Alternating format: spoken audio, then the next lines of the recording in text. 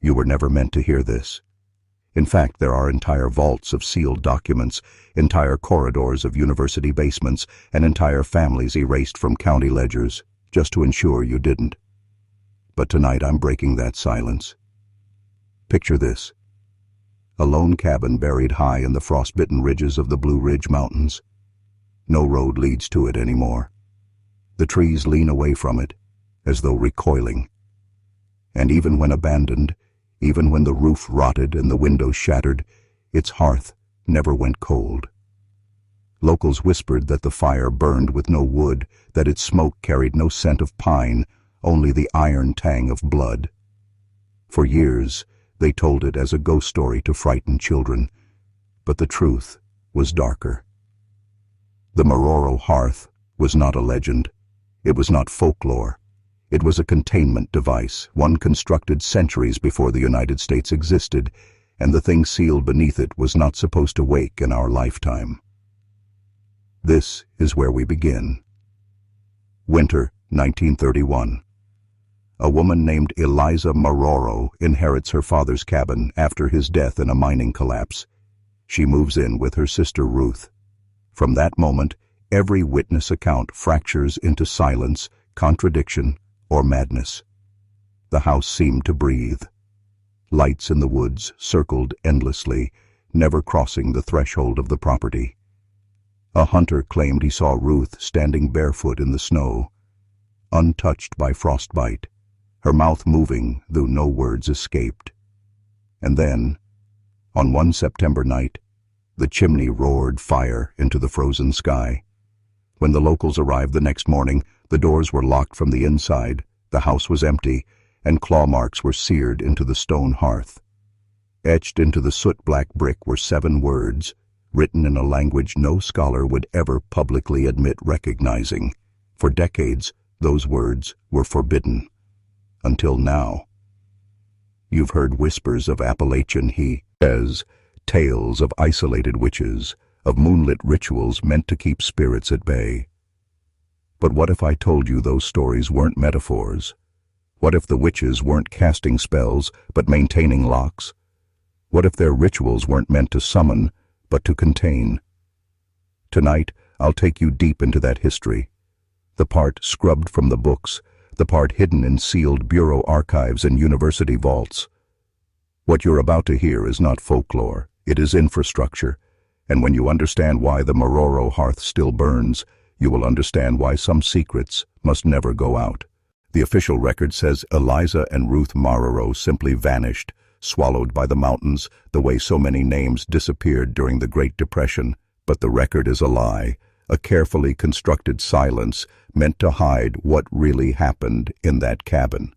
You see, by the time the locals climbed the ridge to investigate the fire, the Bureau was already there. Not the police, not the sheriff, but men in unmarked coats with sealed crates and coded telegrams, men who told the town to forget what they saw,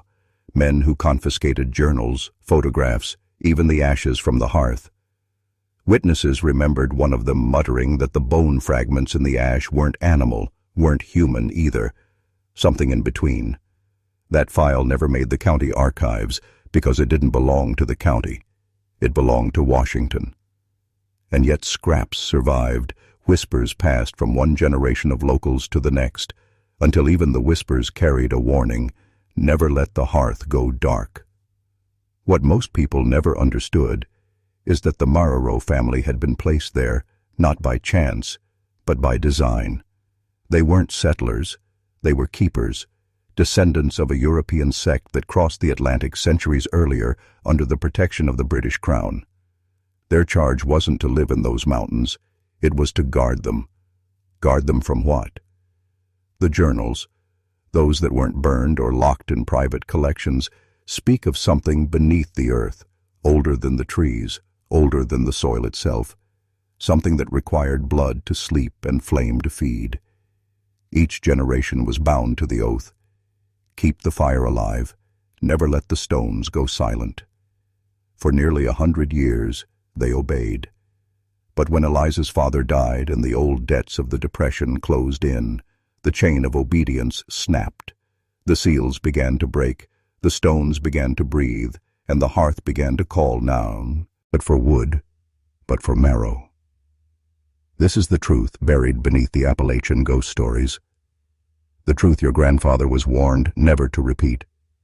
The hearth was not a symbol, not folklore, but a mechanism. It was built to house something, and when the sisters returned to that house, when they opened the journal their grandmother left hidden beneath the floorboards, they didn't start a haunting.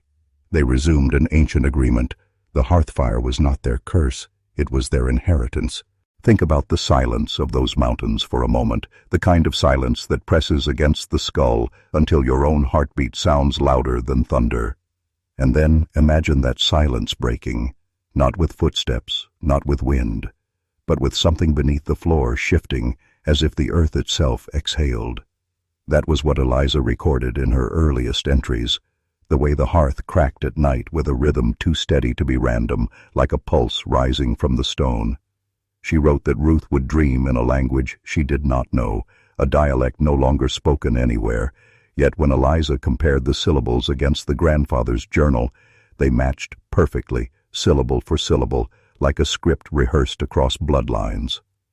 By the fifth night, Ruth had stopped eating, her eyes blackened at the edges, and her skin carried the smell of smoke, though she had not touched the fire. And still Eliza obeyed the journal's instructions. Feed the flame, keep it alive, never let it collapse to ash. What she didn't understand, or perhaps what she refused to admit, was that she wasn't fueling a fire. She was maintaining a mouth. The hearth wasn't just a place for warmth. It was a gate, an opening, a living thing that breathed in ash and breathed out hunger. When the Bureau recovered fragments of her notes years later, their analysts saw something terrifying. Diagrams not of a house, but of a nervous system, where each wall of the cabin was mapped to human anatomy, where the chimney was not an outlet for smoke, but a spine for something trapped below, and where the hearth itself was marked with a single word: mouth. Eliza's handwriting shifted over the course of weeks, curving downward as if dragged by invisible weight, her sentences fragmenting into half-thoughts, repeated words, spirals that drew the eye toward the center until the reader felt sick. One agent later wrote that just touching those pages made him dream of stone walls slick with breath, walls that whispered his name backwards until he woke screaming. And yet through all of it, the hearth still burned, as though demanding a sacrifice already overdue. By January, the locals swore they could see light glowing beneath the cracks of the cabin floor, brighter than any fire, a red so deep it seemed to bleed into the snow itself. And that was when the first witnesses said the words aloud, "The stones are breathing." The deeper you dig into the Mororo story, the more you realize it was never about a haunted cabin in the mountains, but about a lineage engineered to serve as a lock, a living keyhole pressed against the earth's wound. And Eliza was only the latest in a chain of women who were trained not to live ordinary lives, but to bleed quietly into fire. Her grandmother had written it down with clinical precision: when to feed the hearth, how to mix salt with marrow, how to bind bone dust into resin so the flame would not turn black. But the journal never explained why, never revealed what slept beneath. It only warned that if the ritual was neglected, the silence under the stone would not remain still. And that is exactly what began in 1931, when debts, hunger, and desperation pulled Eliza back to the cabin. At first, neighbors chalked up the strange lights and guttural noises to mountain folklore, but then came the reports of hunters returning without tongues, their throats charred from the inside as if they had breathed flame, and of children found sleepwalking in circles around the ridgeline, muttering syllables no one could translate. The Bureau, which had been monitoring the property since 1889, intercepted these accounts and sent men up the ridge, not to save anyone but to measure the breach. They knew the hearth was not a fireplace. It was a receiver, and every generation of Mororos had been calibrated to keep it tuned, to keep it satisfied. That is why, when Eliza's handwriting began to tilt and Ruth's voice carried two tones at once, the Bureau didn't intervene. They observed, they recorded, they waited for the inevitable collapse because for them this was not tragedy, it was protocol. But the mountains do not care for protocols, and soon the land itself began to twist. Snow melted in perfect circles around the cabin, while ice thickened unnaturally in the valleys below. Wolves that had haunted the ridges for centuries vanished, replaced by silence so heavy it crushed the lungs. And through it all, the hearth fire never dimmed, never needed wood, never reduced to ash, but pulsed, red and steady, like a heart that was no longer content to sleep. Those who stood too close claimed the stones whispered, not in voices but in pressure, thoughts shoved into the skull until one truth became impossible to deny. Something was alive beneath that house, and the Mororo bloodline was not its victim, but its offering. By the winter of 1932, the ridge itself had turned into a map of contradictions: frost flowers blooming out of dead stumps in mid-January, birds nesting weeks before the thaw, whole deer carcasses discovered with their skeletons inverted, bones fused into grotesque spirals, as if time inside their bodies had reversed. But it was the people, not the land, who showed the most alarming signs of distortion, and every incident was written in the Bureau's black ledger with clinical detachment. The Macabre boy, age 9, who wandered into the Mororo clearing and emerged 3 days later with a voice that was not his own, speaking in riddles about doors in the ground. The aging preacher who entered the cabin to banish the devil and walked out smiling, his eyes completely white, unable to remember his own name. The group of surveyors who tried to chart the soil composition near the hearth and discovered that their compasses spun endlessly, the needles never settling, as if the ridge itself had shrugged off north. And still, Eliza tended the hearth, not out of faith, not out of choice, but because every time she tried to abandon it, the fire followed her, appearing in the corners of her vision, smoldering at the edge of her dreams, a burning reminder that she was less a woman than a wick. What no one in the village knew, but what the Bureau understood all too well, was that the Mororo ritual was designed to delay, not prevent. The hearth was not a prison, but a gate, and every generation was tasked with slowing its opening by bleeding themselves into the flame, binding flesh to fire in a bargain written centuries ago when the first settlers found the ridge and swore they heard a voice inside the stone. Eliza's exhaustion, her fraying sanity, her body wasting away with each passing season, these were not failures of faith, but the precise measurements of an ancient equation playing itself out. And still, the Bureau remained silent, letting the family collapse, because the truth was far older than Appalachia, older than America itself. Every empire needs its foundation built over something buried, something denied, something fed in secret. The hearth was not unique. It was one of many, scattered across the land like nails pinning the continent in place. And Eliza Mororo's collapse was not the end of a story, but the reminder that walls don't rot from weather, but from what gnaws beneath them. By the time spring seeped reluctantly into the valley in 1933, the Bureau had already drafted its first memorandum recommending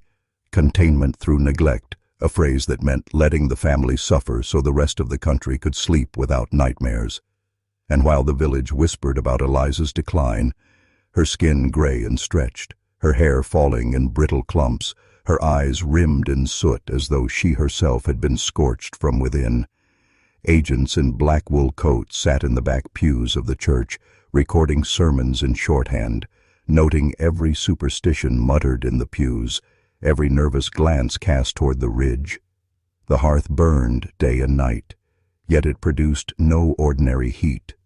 Men who dared to stand too close claimed their teeth ached, their bones hummed, and one even swore he could see the outline of a face in the flames, a face that seemed not to exist in the fire itself, but in his own memory, dredged up and warped. Children dared one another to creep to the clearing at dusk, and those who returned came back with gifts they could not explain, pockets full of stones that crumbled into ash at sunrise, dead moths arranged in perfect circles, a song none of them remembered learning, but all could hum in eerie unison. For the Bureau, this was confirmation. an anomaly that bent not just the environment, but the human mind. And in their notebooks, they stopped calling it a hearth altogether,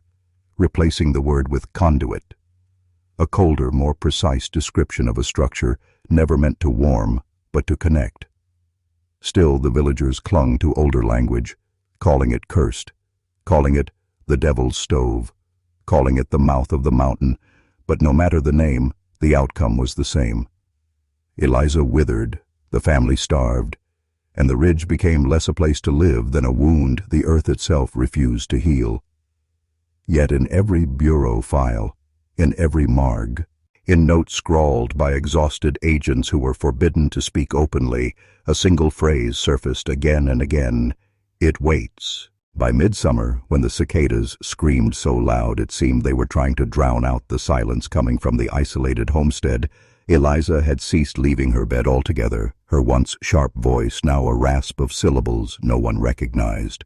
a language the bureau stenographers admitted was closer to static than speech. Yet whenever she spoke, the fire in the hearth flared, guttered, or bent sideways, as if obeying commands not meant for human ears.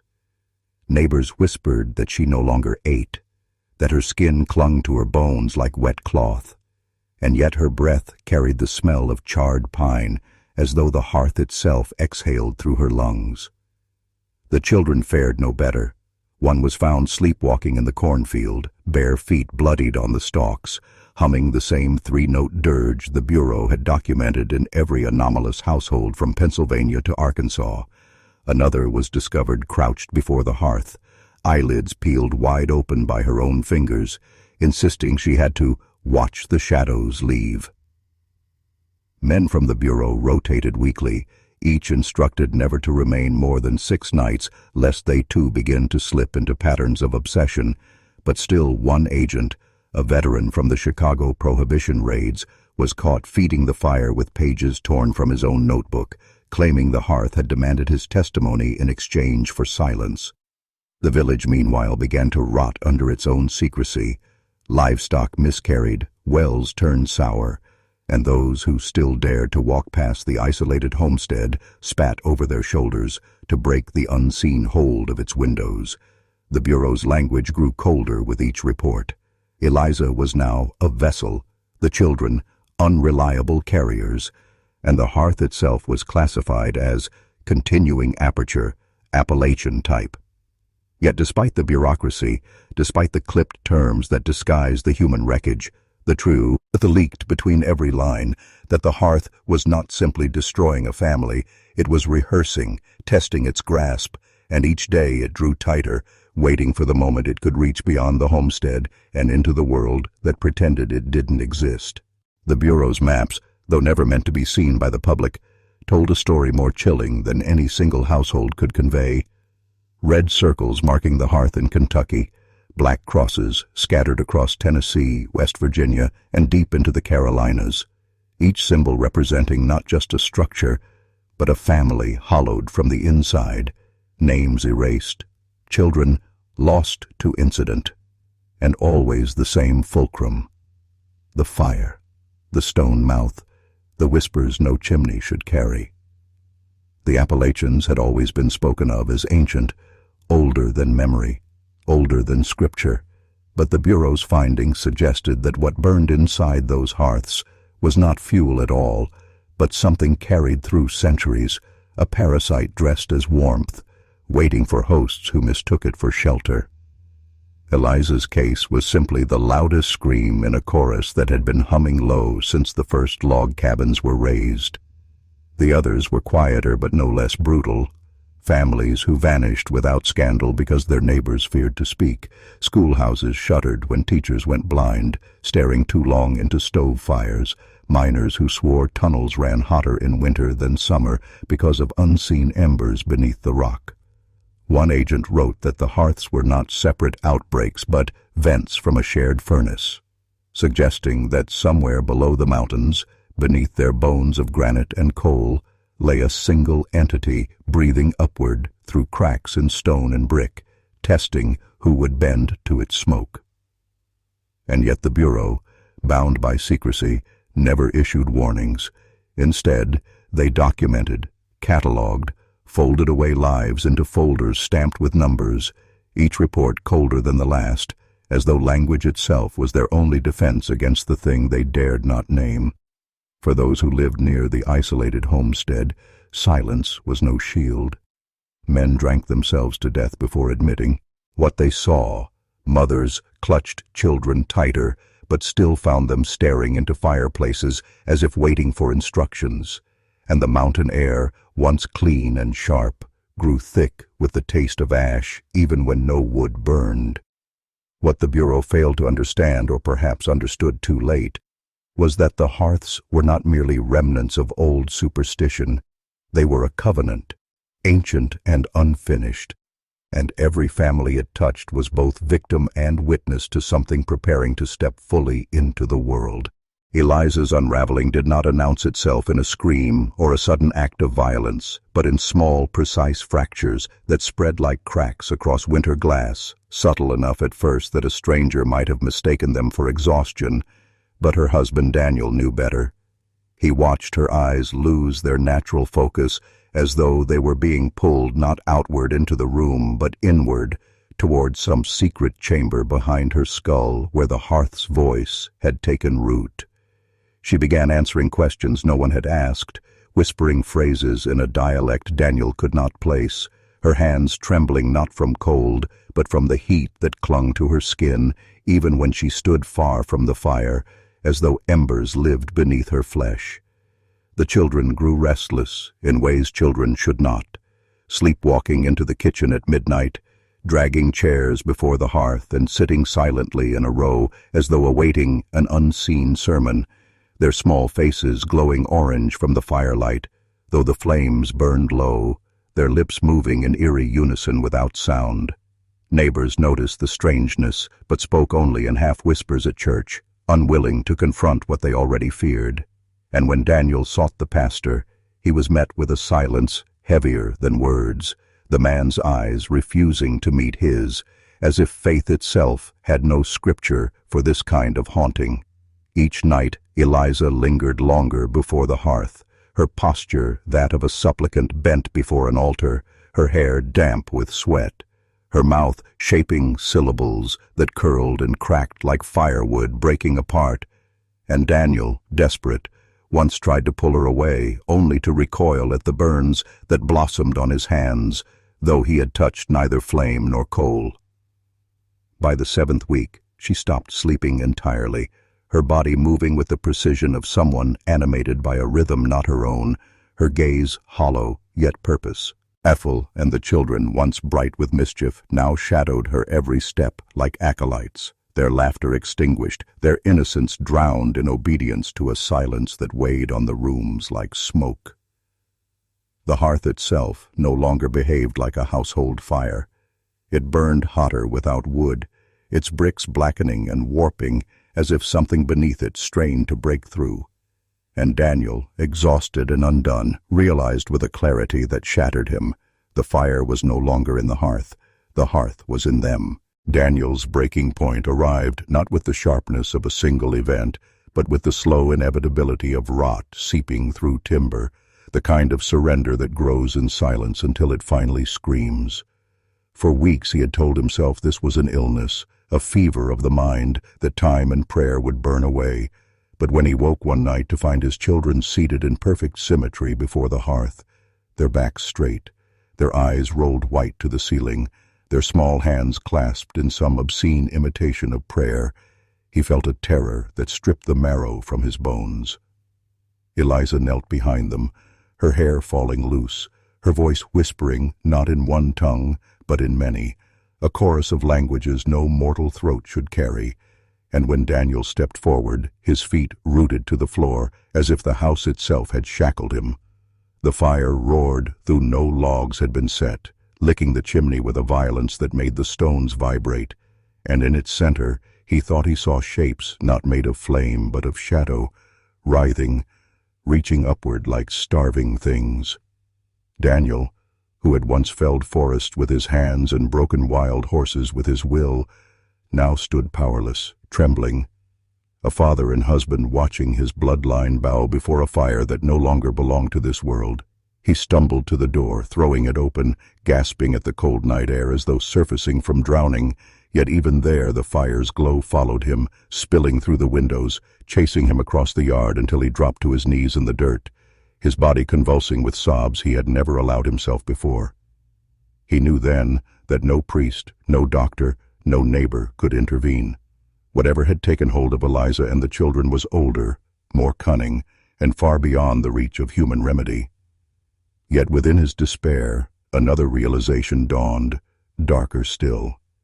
The hearth did not chose them by accident. It had called them, claimed them, and bound itself to their blood. Whether he fled into the woods or burned the house to the ground, he knew the fire would follow, not as a blaze-consuming timber, but as a hunger-consuming lineage. The night Daniel fled into the woods was the last his neighbors ever saw of him alive, for though his footprints could be traced in the soft earth leading toward the ridgeline, they simply ended in the middle of a clearing, as though the man had been swallowed whole by the night, leaving only his coat snagged on a low branch and a scattering of boot nails pressed into the soil. And when the neighbors, wary and grim, finally dared to approach the homestead. Days later, they found the house eerily intact, yet thick with the stink of smoke and iron, as if something had been burned that could not be reduced to ash, the hearth still radiating heat, though no ember glowed. The children's toys lay strewn in the parlor, as if they had been called away mid-game. A doll's porcelain head cracked in half upon the floorboards, a rocking horse gently swaying though the air was still, and upstairs beds were made with a perfection no child had ever achieved, the sheets tucked so tight they might have been stretched by unseen hands.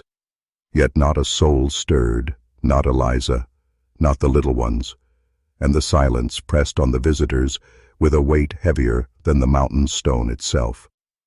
The neighbors whispered that the family had fled with Daniel, yet their boots and shawls remained by the door, untouched,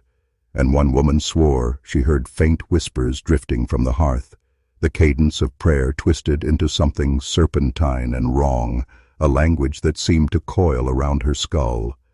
In fear, they left the house untouched, bolting the doors from the outside, vowing never to speak of what they had witnessed. But silence has a way of fermenting into legend, and by winter, hunters swore they saw children moving in the woods, pale and thin, their eyes catching torchlight like glass, never speaking, only watching, before dissolving into the fog as if they had never been flesh at all. The Bureau's records, uncovered decades later, claimed the neighbors' accounts were exaggerated, hysteria born of isolation, yet even the most skeptical agent admitted the house had been sealed not once but 3 separate times, each occasion after reports that someone, or something, had forced its way back inside, reigniting the hearth without tinder, without wood, without flame, as if the fire itself refused to die. The Bureau's first official investigation into the house came in the spring of 1931, when 2 field agents, traveling under the guise of census workers, arrived with strict orders not to catalog the living, but to examine the silence that hung around the Isley homestead, for by then the surrounding valley had emptied of nearly every family, each departure marked not by farewell, but by sudden abandonment. Tools left rusting in fields, looms still threaded, porches sagging beneath chairs that had not been sat in for years. The Bureau knew these disappearances formed a pattern, and that the Isley house sat at its center like a rotting tooth in the jaw of the mountain. The agents recorded that upon crossing the threshold, their compasses spun wildly, and their lanterns dimmed, not extinguished but weakened, as if light itself was an intruder unwelcome within those walls, and though the air outside was warm with the thaw of spring, inside their breath clouded in front of them, heavy with the scent of iron and char, like blood burned on stone. They moved room by room, noting the unnatural order, the beds still tightly bound, the hearth still radiating heat though no fire flickered, and in the upstairs nursery, a row of dolls had been placed along the windowsill, each one staring outward into the forest as though waiting for something to return. Yet what unnerved the men most was not what they saw, but what they heard, for the walls seemed to murmur in low tones, a ceaseless undercurrent of words too faint to distinguish, but rhythmic enough to suggest intent. One agent pressed his ear to the plaster and recoiled, insisting he had heard his own mother's voice whisper his name, though his mother had been dead nearly a decade, while the other swore the cadence was like a chant, repeated over and over until it bled into the bones. Their report ended abruptly after describing a sound, like children's feet rushing across the floor above them, though they were standing in the attic by then, with no floorboards left above to carry such a sound. The last entry, scrawled in a hurried hand, read only, "The hearth is not a place of warmth. It is a door, and it breathes." Neither man was seen again by their superiors, their files stamped inactive with no explanation, and the house was boarded shut under federal order, though locals said boards could never hold what lived there, for light was seen flickering in the upper windows on nights when the moon was dark, as though the family was still awake, still waiting, still warming themselves by a fire that should not exist. The Bureau may have filed the case into silence, but the mountain people did not, and in their telling the Isley hearth was never a place of cooking or comfort, but a vessel, a structure built not to warm flesh, but to hold something that had no flesh to begin with. They spoke in half-voiced warnings of an older people, not Cherokee, not settlers, but a nameless tribe that left behind no bones, only foundations and carvings swallowed by moss, who had learned to build hearths not as firesides, but as mouths, conduits through which something below could be fed, and if the feeding stopped, the thing inside would stir and begin to feed for itself. These stories drifted down through generations, muttered at funerals, embedded in lullabies, so that even those who claimed to laugh at superstition still crossed themselves when passing an abandoned chimney, for a cold hearth was never trusted, it was said, to keep counting the bodies that once sat near it, whispering their names into the earth. In the case of the Isley family, the lore insisted the hearth had not been built at all but uncovered, that when Thomas Isley dug the foundation for his house in 1897, he struck stone that was already there, fitted too neatly to be natural, forming a throat that vanished into the mountain, and instead of dismantling it as older men had advised, he built his home atop it, thinking himself clever to save the labor. Yet the hearth was not silent. Old neighbors recalled that when they were invited for supper in the first months, their stew boiled quicker than it should have, the flames licked too high, and they left with headaches, hearing odd tones humming in their teeth, as if the fire carried a frequency they could not escape. By the time the house emptied in 1929, they said the hearth had grown hot even without flame, the stones sweating, and when children placed their ears to it, they would eat back screaming, claiming they had heard someone crying beneath the floor. The Bureau might have seen only the physical, temperature shifts, compass malfunctions, missing men, but the locals insisted it was spiritual, a bargain struck by accident, for the hearth did not care about bloodlines, only about breath, only about life itself being drawn into the hollow. That is why, even after the boards went up, no farmer would touch the property, no timberman would cut near it, for in those hills a boarded house meant nothing. Wood was for men, stone was forever, and what lived in the Isley hearth was still alive, still breathing, waiting for its next family. By the summer of 1931, the Bureau had returned in greater force, this time not with quiet investigators, but with trucks, tarps, and men who carried both instruments and rifles, as if they expected the mountain itself to resist them, and though they kept the operation officially classified as a geological survey, the townspeople were not fooled. They watched as federal men dug trenches around the Isley property, erected a chain-link fence topped with barbed wire, and stationed guards at intervals as if protecting something of military value, not a collapsed farmhouse and a blackened chimney. Those who lingered at night swore they saw heavy crates being hauled into the cellar by lantern light, crates that clanged with metal when they struck stone, and some claimed to hear the sound of drills working deep into the hearth, punctuated by muffled shouts of frustration, as though the men could not pierce whatever lay beneath. A single rumor escaped the Bureau's careful silence. One of the younger agents, sent into town for supplies, drank too much and told a farmhand that what lay under the hearth was not stone at all, but something that shifted, something that made their drills curl like paper, and when they tried to photograph it, the plates came back black as soot, as though the image had been swallowed whole. Within a week that agent had vanished, reassigned or silenced, no one knew, and the locals whispered that he had gone mad from listening too closely to the thing below. But what unsettled the mountain people more than the Bureau's secrecy was the sound that returned that August, the long, low hum that crawled through the valley at night, shaking the panes of the few houses that still clung to those slopes, a vibration that was not thunder, not wind, but something closer to breath, patient, steady, endless.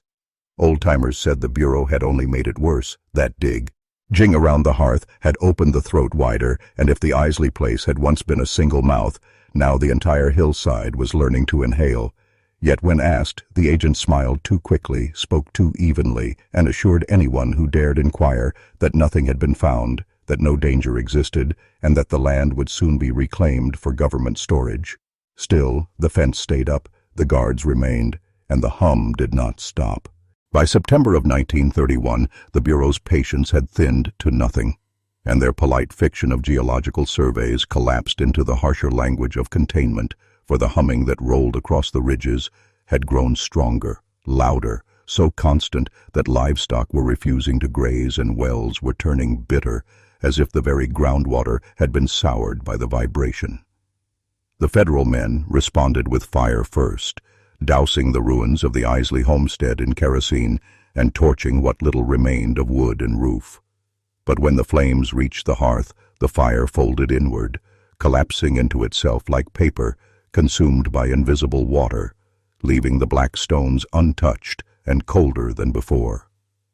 Next came dynamite, the valley echoing with controlled blasts that sent soil and shale spraying skyward. But when the smoke cleared, the chimney stood stubborn, its mortar uncracked, as though the explosions had occurred around it rather than upon it, and the agents' faces grew pale in the reflection of its immovable silhouette.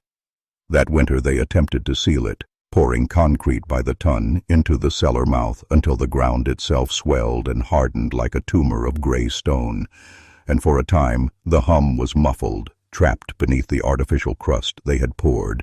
Yet the quiet was not victory, but a pause, a suffocating silence that pressed on the chests of those who lived nearby, until, in late December, the first fissure appeared down the middle of the slab, hair-thin at first, then splitting wider with each frost-thaw cycle, until one bitter night a farmer swore he saw steam rise from the crack, carrying with it the smell of scorched copper and the unmistakable rhythm of a heartbeat too large, too slow, too patient to belong to anything human. From then on, no amount of official denial could mask what the valley knew. The hearth was not only unkillable, it was growing, learning to breathe through the wounds the Bureau inflicted, and if it could not be buried, broken, or burned, then it was only a matter of time before it chose to rise. The first death came in January of 1932, during a stretch of nights so cold the air cracked in men's lungs, when Agent Whitford, a stiff-jawed veteran of the Great War who had been stationed to guard the frozen slab, was found half buried in the snow only a dozen yards from the sealed cellar, his face locked in a scream that had frozen mid-exhale, lips split by frost, eyes ruptured and blackened as though boiled from the inside, yet no fire had touched him, no animal claw had torn his flesh, only that strange interior violence that made the coroner whisper to his assistant that the man's heart had been cooked in his chest while his skin bore not so much as a blister. The Bureau, desperate to control the narrative, claimed exposure, claimed a stumble, claimed whiskey or negligence, yet those who had heard the reports swore his footprints had run in perfect circles around the slab for over an hour, deeper and deeper in the snow, until he collapsed, as though something beneath the hearth had lured him into an orbit he could not break, a gravitational pull stronger than reason. Farmers found the story leaked in taverns. Then mothers warned their children not to wander near the ruins, not because of ghosts, but because the stone itself had grown hungry, selecting its victims with an intelligence too cruel to be accidental. And while Whitford was quickly shipped home in a coffin nailed tight, the men left to replace him began to speak in murmurs of low voices heard just before sleep, of whispers bleeding through the hum, syllables without words, pulling at the edges of their sanity.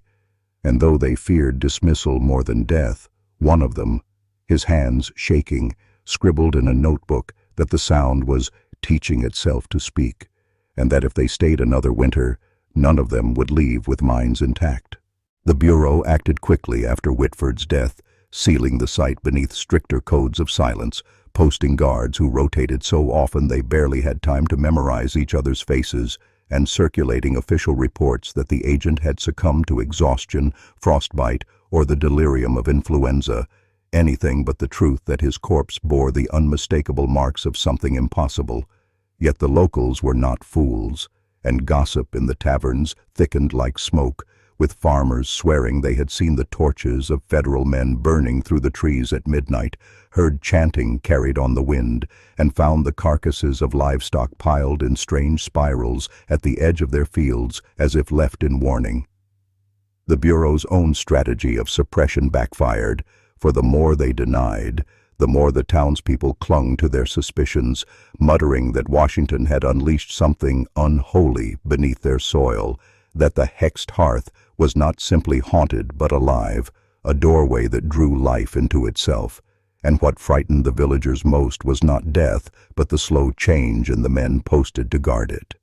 By spring, 2 more agents had vanished without explanation, their names erased from payrolls, their families compensated with tidy sums and orders to never ask questions. And the locals whispered that if you stood on the ridge overlooking the cellar at twilight, you could hear them still, not screaming, but reciting, as if repeating verses no one had taught them, voices blending with the droning hum that had by then grown louder, clearer, no longer just vibration, but syllables almost human, promising something that the Bureau desperately wanted to keep secret but could not fully control. By late summer, the whispers no longer hovered at the edge of perception, but cut through the night air with a clarity that made even the most hardened agents falter, for the cellar seemed to breathe like a vast unseen lung, expelling not air, but phrases stitched together from half-remembered psalms, military code, and fragments of personal confessions stolen from the very men who stood guard. And when one officer, a young recruit from Ohio, admitted he had heard his late mother's voice calling his childhood nickname from the depths, the Bureau realized this was no random haunting, but a force that studied, adapted, and spoke back, a kind of intelligence that required containment but resisted all methods. For dynamite charges buried along the perimeter fizzled to smoke without detonation, and electrical equipment sent down into the cellar returned fused and dripping like melted wax. What terrified the Bureau most was not the failure of control, but the suggestion that the hearth was reaching outward, for the townspeople began to dream the same dreams as the agents, seeing firelight glowing beneath their floorboards, waking to find their mouths filled with ash, and parents whispered in dread that their children were being called by name from the tree line at night, voices too exact, too familiar, to dismiss as tricks of imagination. Some families fled, abandoning farms and leaving their livestock untended, but others, bound by poverty or stubbornness, remained, praying in vain that the government would solve the problem, while the Bureau, instead of seeking resolution, deepened its secrecy, cordoning off the entire hollow and threatening imprisonment to anyone who lingered too close. Yet the truth gnawed its way through locked doors and silenced tongues. For once, words are spoken, even by something inhuman. They cannot be taken back. They burrow, they spread, and they wait. When the Bureau realized that destruction was impossible and suppression futile, the directive changed from eradication to exploitation, for within those whispered phrases lay not only mimicry, but patterns, Repeated strings of numbers, distorted military commands, even fragments of classified transmissions that should have been impossible for a firebound entity to know.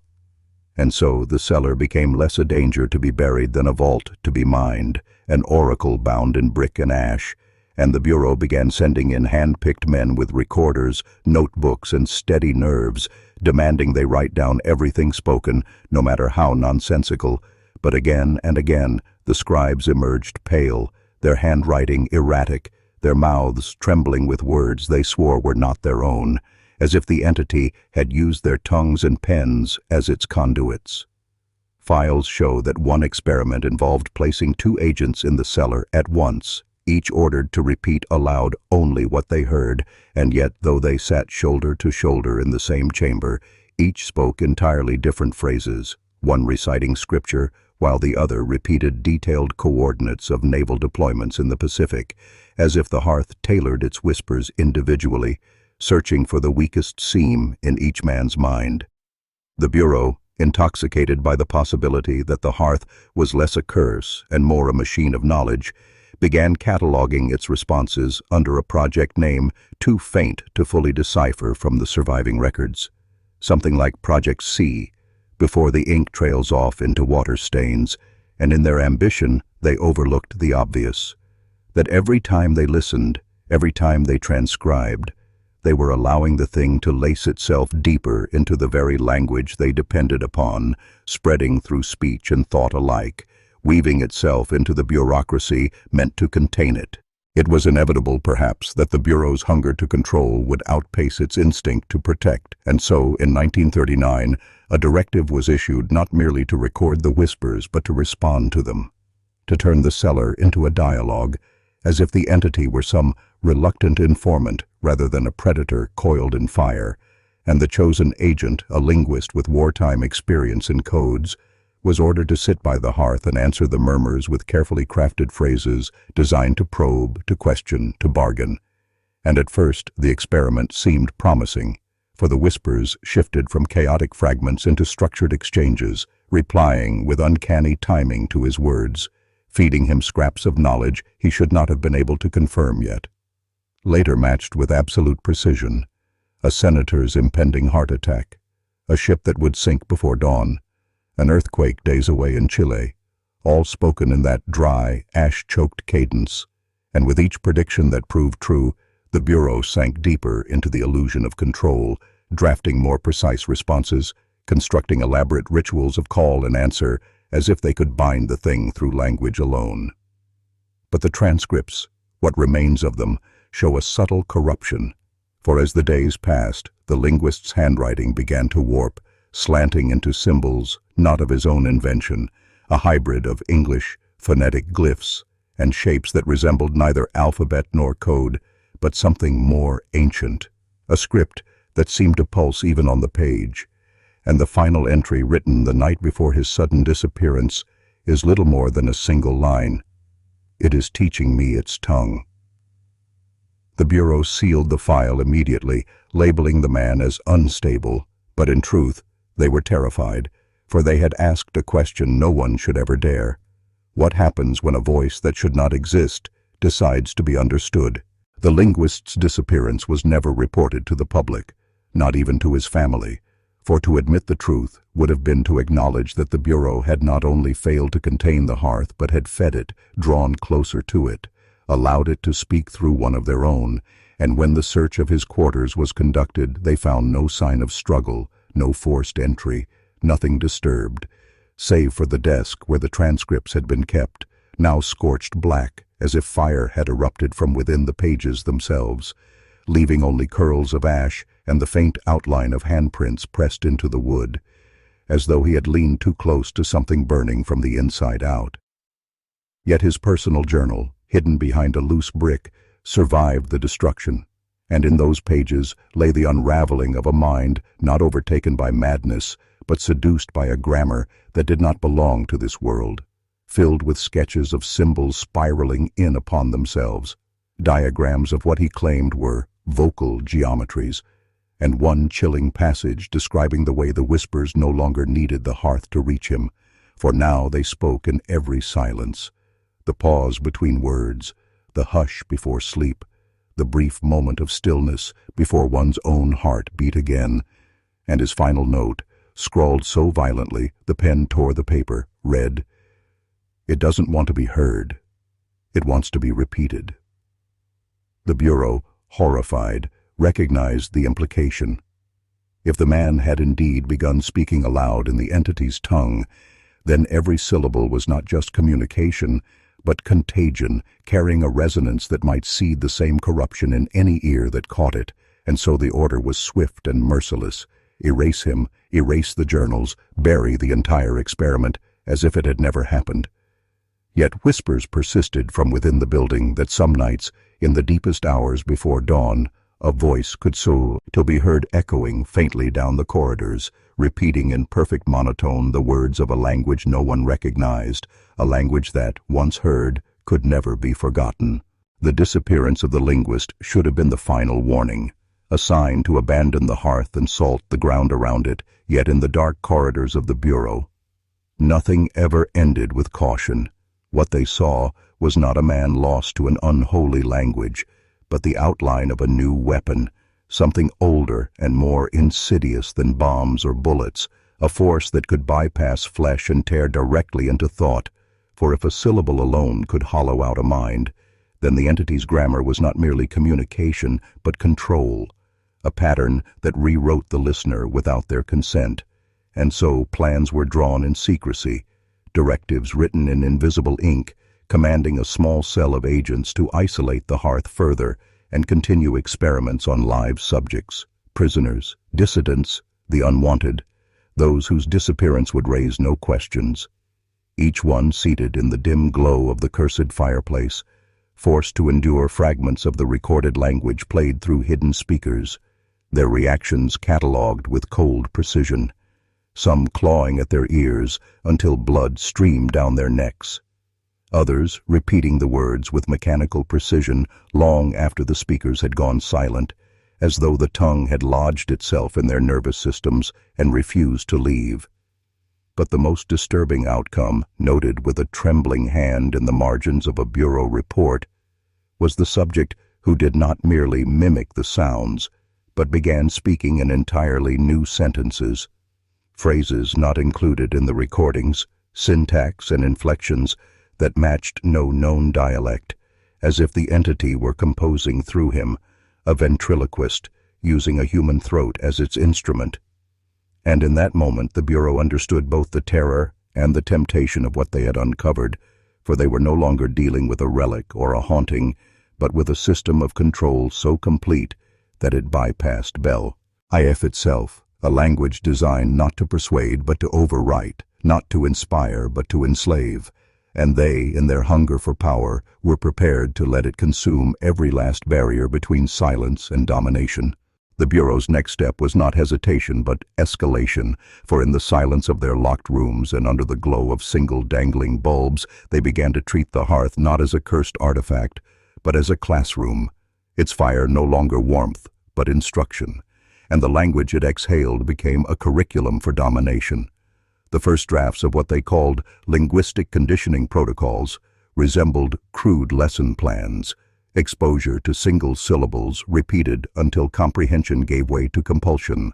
then gradual immersion in full phrases that stripped away the subject's sense of self until his speech and thought became indistinguishable from the hearth's echoes. What began as trembling recitation soon hardened into unwavering obedience, and the Bureau, with the zeal of missionaries discovering a new scripture, documented every stage as if codifying a gospel of subjugation, noting which sounds triggered physical collapse, which phrases induced hallucinations, and most crucially, which combinations erased fear itself, turning men who once screamed into hollow vessels who would march into fire if commanded. The program took on the structure of a school with its own secret graduation. The day a subject would speak without hesitation in the foreign tongue and obey its instructions without pause, not knowing the voice in his throat no longer belonged to him, and as files thickened with results, the Bureau's leaders spoke in whispers of scaling this curriculum to armies, to whole populations, imagining cities whose inhabitants thought in one voice, a uniform choir conducted by the syllables of a dead and hostile intelligence. And though some agents recoiled at the implications, others leaned in with fanatic hunger, seeing in the Hearth's cruel alphabet not horror but opportunity, not damnation but empire, and the crackling of the fire became their metronome, marking the rhythm of humanity's gradual reprogramming, one whispered lesson at a time. The experiment reached its most dangerous threshold when the Bureau selected a man they called Subject 12, a gaunt drifter plucked from a county jail and broken down over weeks of repetition until his own name dissolved into smoke. His mind rethreaded with the Hearth's alien syllables until he spoke them with the ease of a native tongue, his obedience absolute, his fear evaporated. He was led one night from the subterranean chamber into the cold air of the Appalachian woods, the stars veiled by cloud, and the agents who escorted him noted with unease that he moved with mechanical precision, as though guided by instructions still unfolding in his skull, every footfall exact, every breath measured, and when they whispered the command phrase into his ear, he obeyed without hesitation, kneeling by a farmhouse fence where a sleeping hound stirred and barked. Yet instead of flinching or faltering, Subject 12 extended his hand, muttered a phrase no agent could repeat without bleeding from the mouth, and the animal silenced instantly, its eyes glassy as though its spirit had been scooped out. The agents exchanged glances, realizing the conditioning was not merely effective but contagious, extending its dominion beyond human vessels, and they marched the subject back toward town, testing commands as they went, ordering him to climb trees, plunge his arm into icy water, even to slice his own flesh without so much as a wince, all carried out with chilling precision. And when they finally brought him to the edge of a tavern yard where drunken farmers lingered under lantern light, the lead agent gave a command no one in that circle would later admit to authorizing, a phrase that passed from lips to ear like a sin committed in silence. And Subject 12 moved among the men with blank calm, speaking softly, his guttural syllables carrying an echo that seemed to pass into each listener, and one by one their laughter choked off into silence, their gazes fixed and empty, as if the fire itself had stepped out of the Bureau's chamber and into the night, walking freely now, needing no hearth, no walls, no bureau to contain it. By the following morning, the tavern incident had already mutated into rumor, and rumor into something darker, for the farmers who had stood under those lanterns were no longer themselves.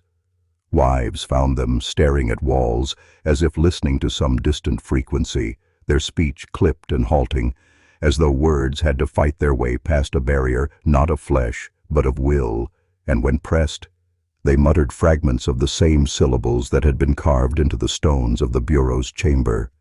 syllables no one in the valley had ever heard before, yet carried with the same unsettling rhythm, like a chorus sung out of time. The Bureau panicked, realizing the fire they had tried to cage had slipped its lock, and Subject 12 was not merely an obedient vessel, but a transmitter,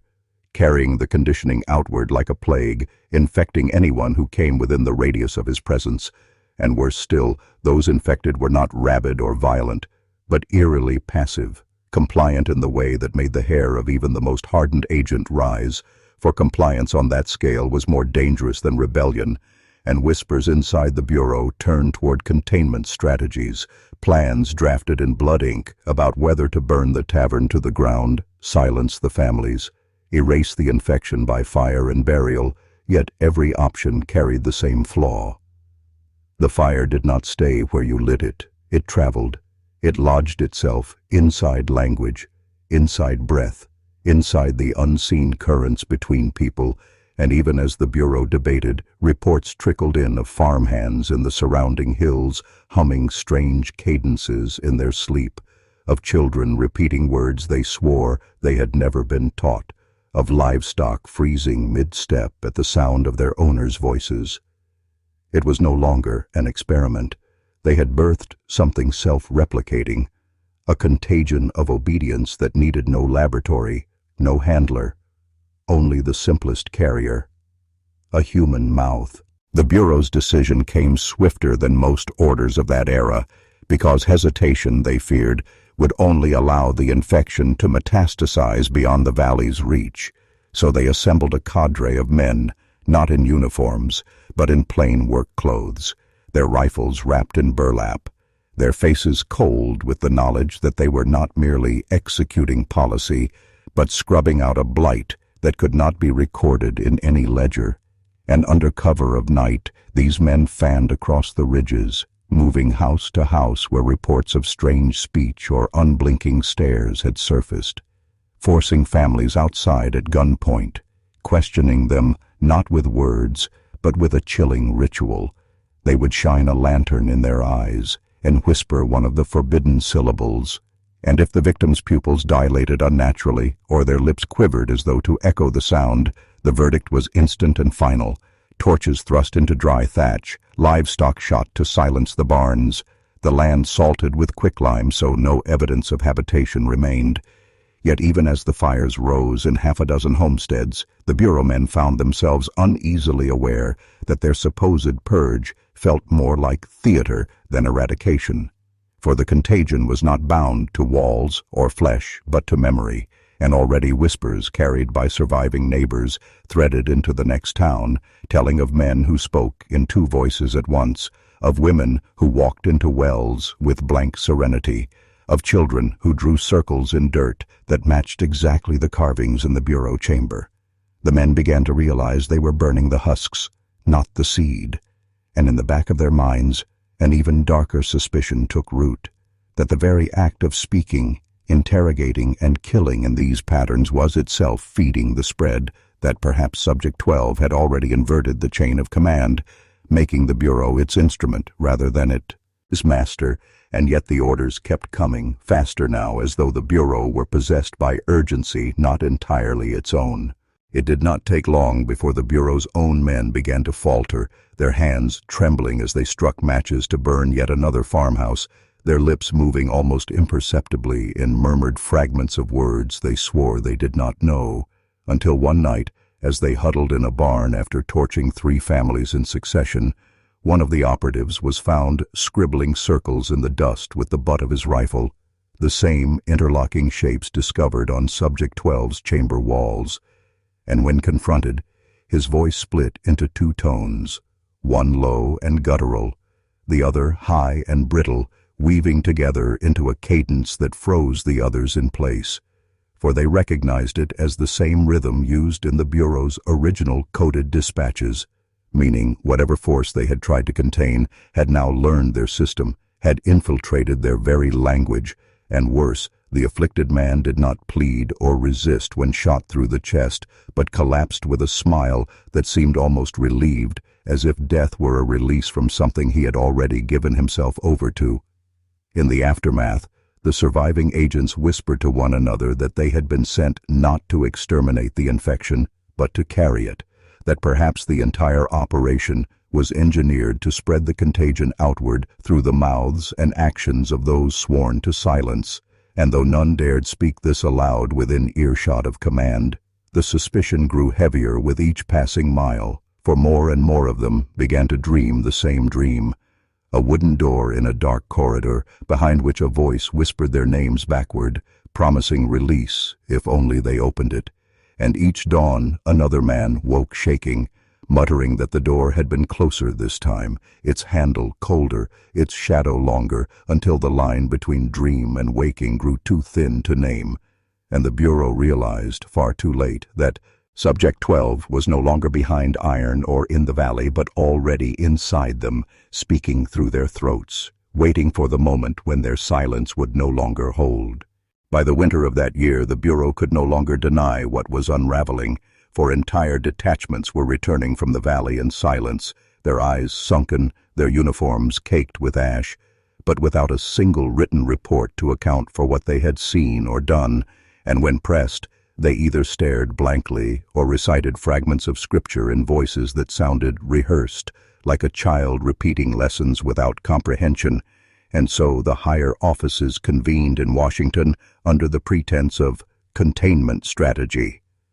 But in truth, the meeting was nothing more than an inquest into their own failure. For by then the press had caught whispers of burned-out villages, and local officials were demanding answers about disappearances that could not be explained by war or famine.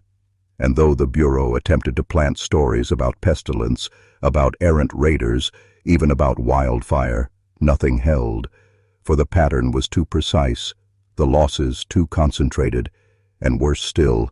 rumors had begun to circulate within the ranks of the army itself that the Bureau's agents carried something on their tongues, a word that did not belong to any language, yet somehow compelled obedience, despair, or madness in those who heard it. And so a decision was made, behind locked doors and sealed minutes, that all documentation related to Subject 12 and the Valley experiments would be collected, purged, and hidden beneath innocuous classifications, while the surviving agents would be reassigned, scattered across distant territories under new names and falsified records, effectively dissolving them into the fabric of the nation like drops of poisoned ink in a well of water. And yet, even as they signed the orders, the men in that room could feel the same heaviness settling over them that had driven their operatives mad. For each had already dreamed the corridor and the door. Each had already heard the backward calling of his name, and though the files were burned and the words scrubbed from the archive, the true contagion had already escaped, not as a document, not as a corpse, but as a thought that had learned to survive wherever it was spoken. And they left the meeting knowing the Bureau had not buried anything. It had only scattered the seed. It began quietly, as all plagues of the mind do, not with banners or proclamations, but with whispers exchanged over fences, with mothers telling their children not to answer when someone called their name from the woods at night, with miners in the valley abandoning shafts because they swore they heard voices echoing from the stone, voices not in English, not in any language a man could claim, but still somehow perfectly understood. And in the taverns the stories hardened into legend, into warnings muttered by firelight, that there had been an experiment, that government men had opened a door and left it ajar, and that what leaked through was neither human nor divine, but something that fed upon recognition itself, a parasite of acknowledgement, growing stronger each time its syllables were repeated, and so it embedded itself in lullabies, in ghost tales, in the idle warnings of grandmothers who insisted children cover their ears when the wind carried a voice too familiar, for it was said that once you answered, once you acknowledged it, the thing marked you and followed you home,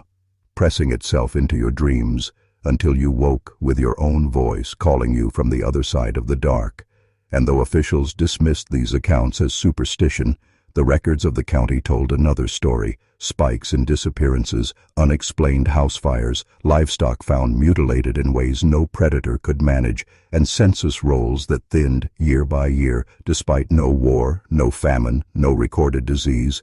And still the Bureau said nothing, because the Bureau had long since scattered its men, burned its papers, and pretended the valley no longer existed. But the people knew better, for their silence became its own archive, and the legend of the forbidden word became so deeply sown into the soil that even newcomers learned to fear it within a month of arrival, as if the valley itself. Elf whispered the rule before anyone else could. Never answer when called at night. Never repeat what you do not understand, and never follow your own name into the dark. But silence, like rot, cannot be contained, and what had once been confined to the wooded valley began to seep outward through trade routes, through letters, through the voices of migrants who left in search of safer soil, but carried the infection with them unknowingly, so that by the 1880s, school children in counties miles away were daring each other to whisper the forbidden syllable in classrooms, teachers punishing them with canings, yet secretly trembling because they, too, had heard their own names spoken back to them in the dark corners of their homes, and preachers thundered from pulpits that the word was a test of faith, that Satan had laced the air with counterfeit echoes, and congregations nodded, prayed louder, and yet could not banish the memory of hearing the voice of their dead mother or lost child just beyond the church doors. Lawyers began to insert strange clauses in contracts forbidding the use of unnamed phrases within testimony. Judges striking whole depositions from record when witnesses broke down mid-sentence, as if some unseen hand had tugged the words from their throats. And by the turn of the century, the infection had become so pervasive that even newspapers printed thinly veiled warnings about a syllable of ash, a word too costly to write, and while skeptics scoffed, insisting it was all rural hysteria, the statistics told otherwise, for asylum admittances in those counties doubled, suicides spiked, families moved out without ever selling their land, abandoning entire farmhouses with tables still set, bread still fresh on the windowsill, as if something had called them away mid-meal, and though academics later tried to dismiss it as migration caused by economic downturns, the truth lay in the sealed archives, that the Bureau had received reports of the word creeping even into government halls, senators claiming to hear their names whisper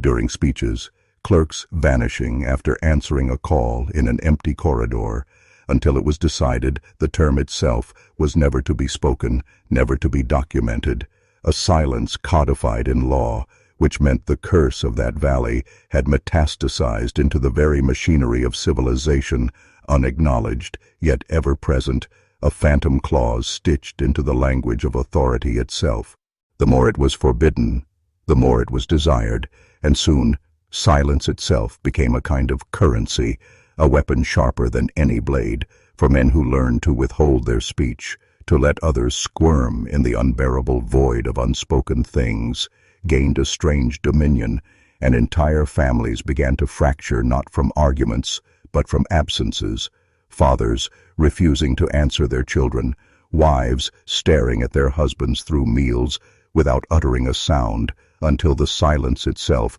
became more violent than blows, more wounding than knives, and whispers began to circulate that those who mastered this withholding had tapped into the original contagion, that the unpronounceable word had not been a word at all, but a ritual of subtraction, a draining of presence, a vacuum one could summon in place of speech, and if wielded carefully, it could make another person unravel without a hand ever touching them.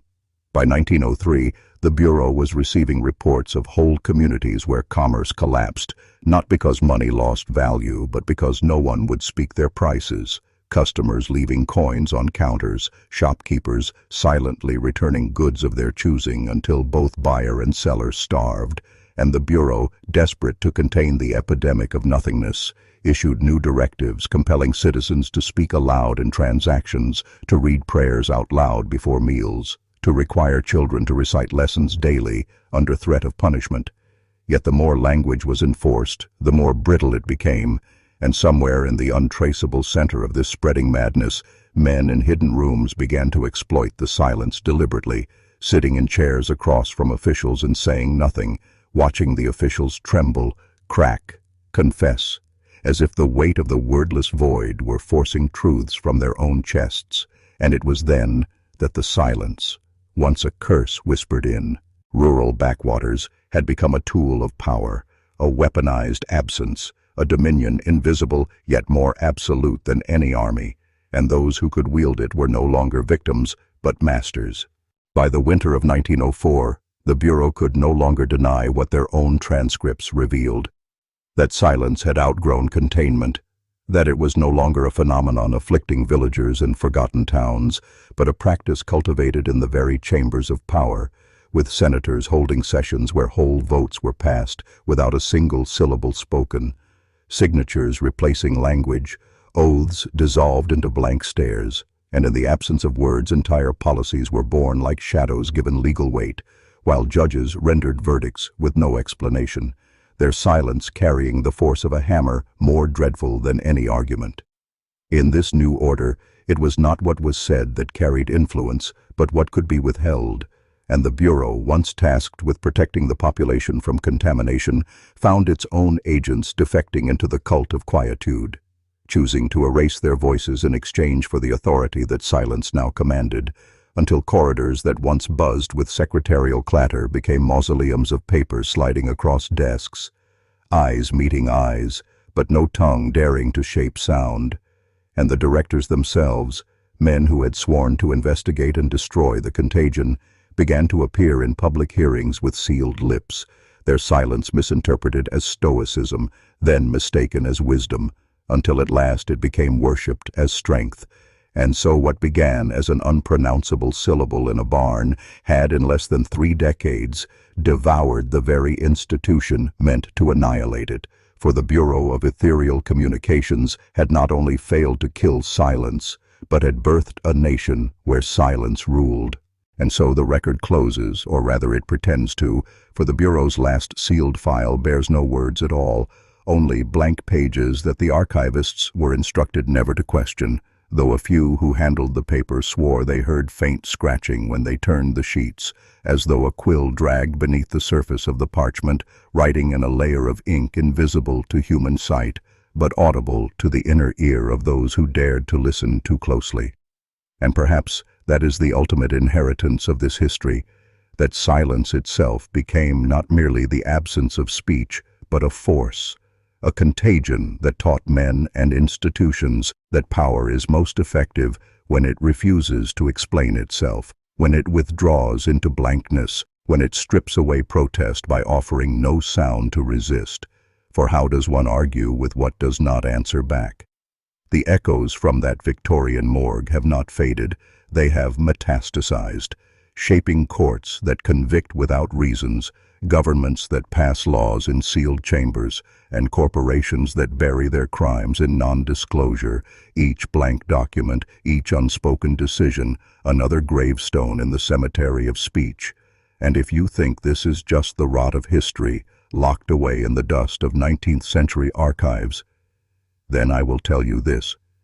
Every time you sense something was decided without your knowledge, every time a silence hangs in a room where a truth should have been spoken, you are standing inside the morgue still, because the silence never ended. It was institutionalized, sanctified, weaponized, and its dominion is the world you live in now.